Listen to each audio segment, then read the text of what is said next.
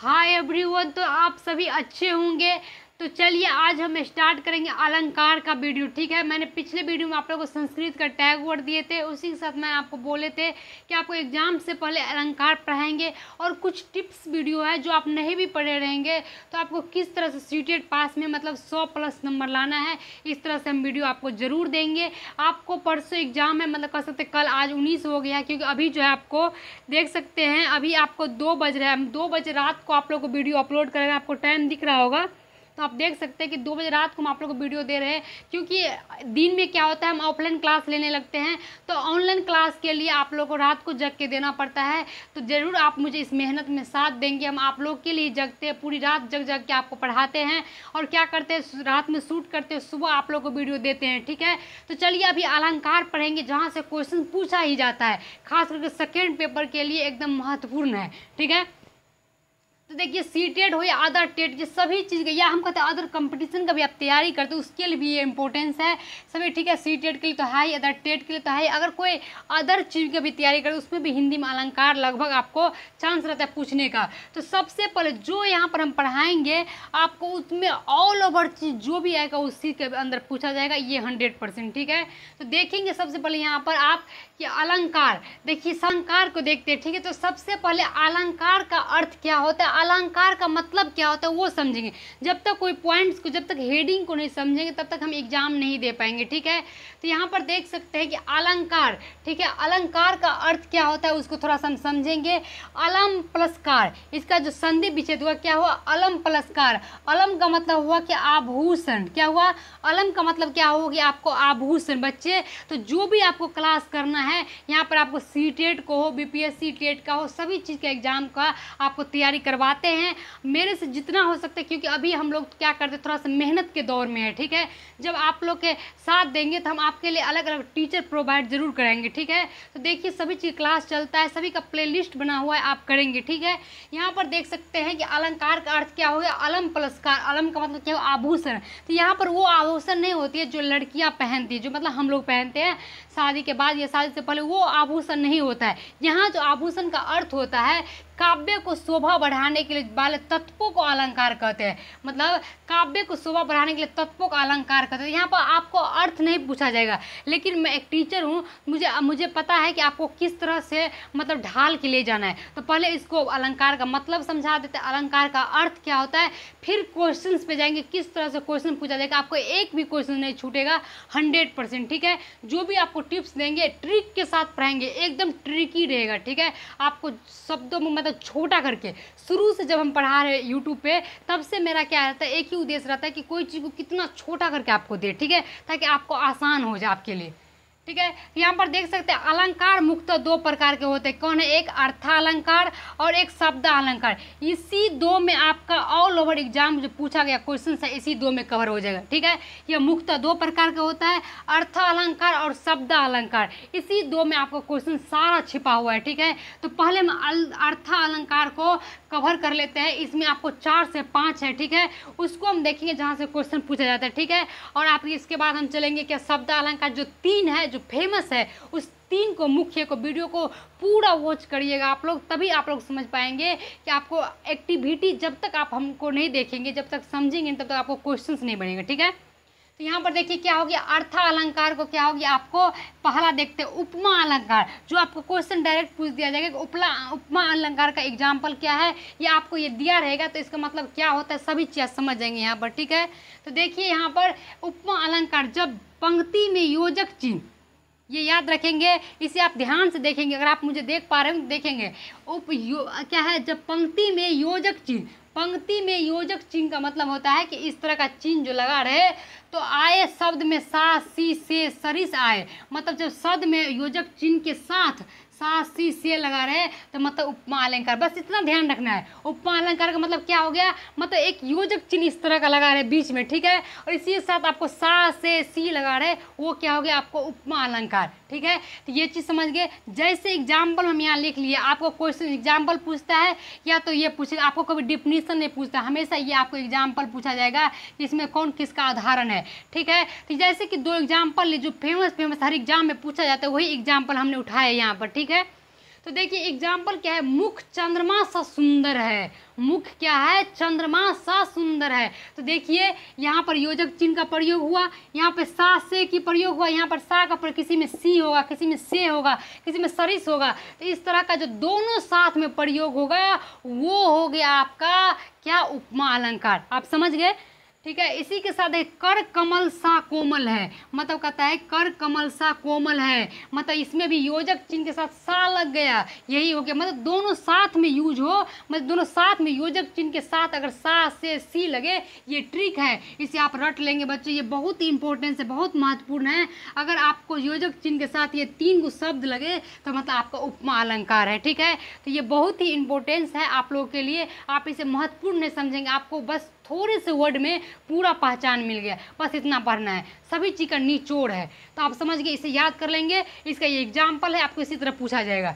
इसके बाद देखिए कहता है यहाँ पर कि रूपक अलंकार, रूपक अलंकार का क्या है, आपको एग्जाम्पल पूछा जाएगा। रूपक अलंकार का एग्जाम्पल क्या है इसमें, ये आपको पूछा जाएगा। मैया मैं तो चंद्र सा खिलौना लाए हो, ये किसका है, दे देगा रूपक अलंकार, दे देगा उपमा, दे देगा, आपको अलग अलग दे देगा, तो आप पहचान नहीं पाएंगे जब तक आप पढ़े नहीं रहेंगे। तो रूपक अलंकार को देखिए याद करेंगे, ट्रिक है, जब पंक्ति में आपका जस्ट अपोजिट इसका, जब पंक्ति में सिर्फ योजक चिन्ह लगा रहे, ना कि सा से सी लगा रहे, ठीक है, सिर्फ योजक चिन्ह लगा रहे। योजक चिन्ह का मतलब क्या हो गया, एक सीधा सा आपको जो है बड़ी रेखा लगा रहे हैं, तो उसमें क्या हो जाएगा, जिसमें सा से सी से कोई मतलब नहीं, एक बस योजक चिन्ह लगा रहे, उसको क्या हो गया, रूपक, ठीक है, एक क्या हो गया, वो रूपक अलंकार हो गया। जैसे देखिए मैया मैं तो चंद्र सा, ये क्या हो गया आपका योजक चिन्ह, खिलौना लाए हो गया।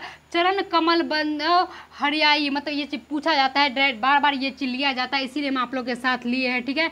ये एग्जाम्पल बार बार लिया जाता है, तो सिर्फ योजक चिन्ह पे ध्यान देंगे, आप डायरेक्ट पहचानेंगे रूपक अलंकार। कुछ नहीं है, इतना काफ़ी आपके लिए, इतना ही नॉलेज आपके लिए काफ़ी है, आपको 2 अलंकार पहचानने के लिए। आप समझिए उपमा अलंकार, इसको आप PDF हम आपको टेलीग्राम पे दे देंगे, ठीक है। इसका हो गया रूपक अलंकार, ये दोनों चीज़ आपके लिए। अब और भी इसमें है 3, ठीक है, आपको अर्थ अलंकार में 3 और है, उसको देख लेंगे। इसके बाद आपको शब्द अलंकार में जो है उसमें भी 3 और है, ये 6 कवर करके इसके बाद दुनिया का कोई क्वेश्चन आपको बन जाएगा, ठीक है। बस आपको इतना ही पढ़ना है, 15 मिनट का वीडियो का इतना इफेक्टिव होगा, जिंदगी में आप कभी नहीं भूलेंगे।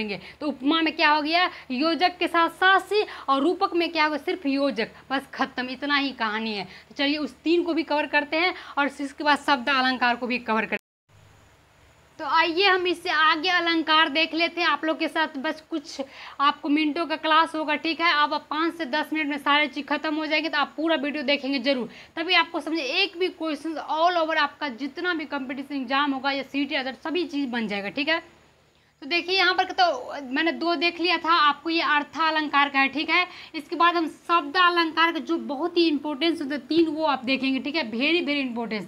पहले इसको देख लेते हैं हम, ठीक है। कहते हैं उपेक्षा अलंकार, ठीक है, उत्प्रेक्षा, सर उपेक्षा नहीं, उत्प्रेक्षा अलंकार है, ठीक है।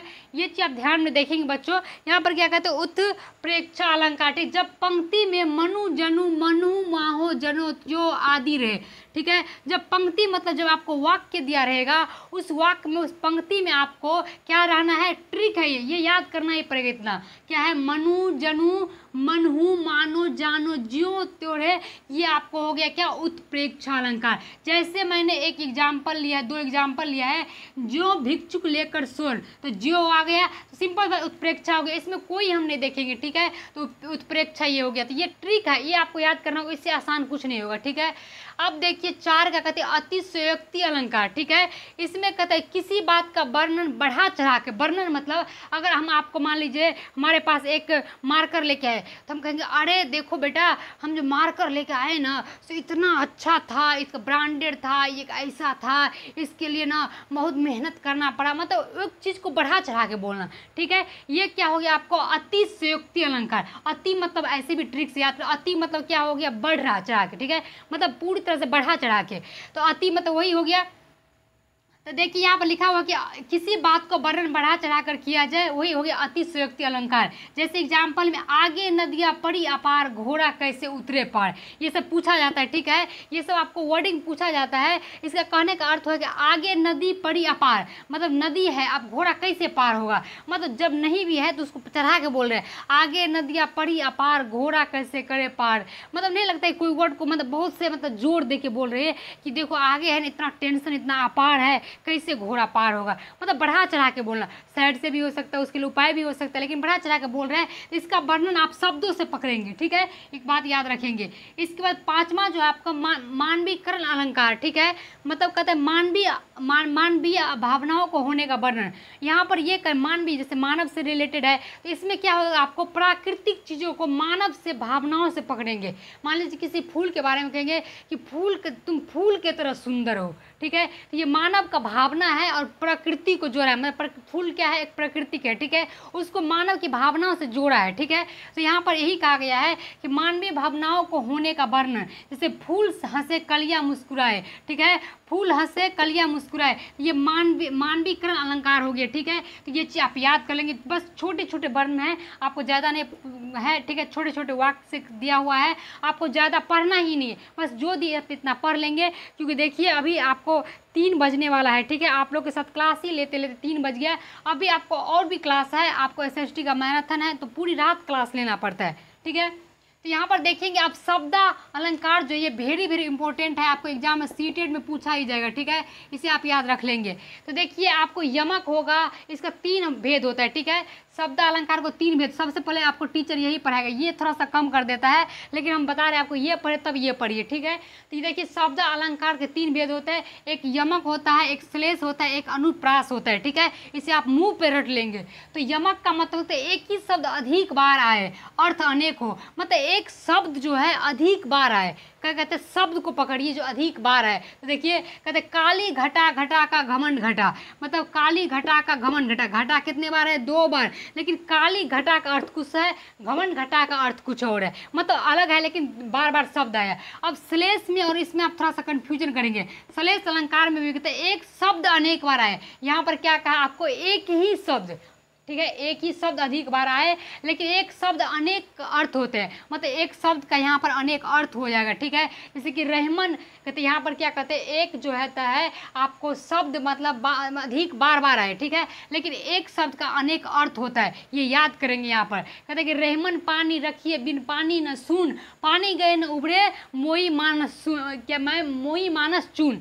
इसका अर्थ हुआ कि यहाँ पानी का मतलब हो गया एक आभा, एक पानी का अर्थ हुआ कि मानव का बिम्बता, आभा मतलब चमक। ठीक है, तो इस तरह का अलग अलग होता है। तो इस तरह शब्द से पकड़ेंगे आप, जैसे दोहा टाइप का दिया रहेगा, जैसे कि बार बार वर्ड का अर्थ का अनेक रहेगा, तो उसे आपको पकड़ना पड़ेगा, तभी आप समझेंगे। ठीक है, इसके लिए आपको याद करना होगा। तो ये श्लेष हो गया, ये यमक हो गया। सबसे ज़्यादा आपको आसान होता है अनुप्रास। अनुप्रास ये तीनों में एक ही चीज़ बार बार रटे है, जैसे कि यहाँ पर वर्ण बार बार आए, यहाँ पर याद रखेंगे। इस चीज़ में थोड़ा सा कन्फ्यूज नहीं होंगे आप लोग। देखिए वर्ण है, वर्ण मतलब क्या हो गया, कोई वर्ण से बनता है शब्द। इस चीज़ को आप कंफ्यूजन करते हैं तो आप मेरा वीडियो देखिए हिंदी का। ठीक है, वर्ण से बनता है शब्द, तो वर्ण बार बार आए ना कि शब्द। ये शब्द हो गया, घटा क्या हो गया, शब्द, लेकिन घ जो हो गया वो वर्ण हो गया।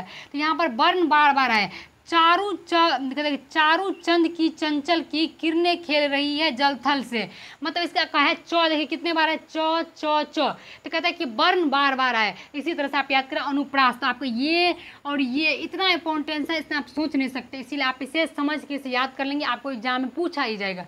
तो अलंकार ऑल ओवर इतना ही था। आपका क्लास जो है इसी तरह हम समाप्त कर रहे हैं, और आपको इससे ज़्यादा सभी क्वेश्चन बन जाएंगे। जितना भी आपका क्लास होगा, जितना भी आप कह सकते कहीं से भी पढ़िए, बस आप इतना पढ़िए, आपका सारा क्वेश्चंस बन जाएगा। ठीक है, जैसे कि आप देख लेंगे अर्था में कितना हुआ, आपको 5 हो गया, और शब्द में कितना होगा, 3। बस ये 8 आपको याद करके जाना है। आपको बस एक याद कर लेना है किस में क्या है। ठीक है, आपको ये चीज़ रटना ही पड़ेगा, ये ट्रिक है। इसका आप मतलब विश्लेषण में पढ़ेंगे तो बहुत है, बस आपके लिए ट्रिक है, आप इसे याद कर लेंगे, आपको हर क्वेश्चन बन जाएगा। ठीक है, हमें भी रटा गया, आप लोग बोलते हैं हमको रटा गया कि आपको क्या था ऊपर में जो भी आपको एक तरह से, जिसमें एक में क्या था आपको योजक चिन्ह, एक में क्या था योजक चिन्ह के साथ साथ से लगा रहे, इसमें क्या है मनु जनु जो स्यो तो है, सब अलग अलग है, आपको एकदम रटा जाएगा। इसमें क्या है बढ़ा चढ़ा कर 92 में होगा, मानव से मतलब भावनाओं को समझे। और शब्द श्लेष, और शब्द में क्या होता है श्लेष, यमक और अनुप्रास। अनुप्रास में आपको क्या हुआ वर्ण हो गया, और आपको श्लेष में क्या हो जाएगा आपको एक शब्द को अनेक अर्थ हो गया, ठीक है।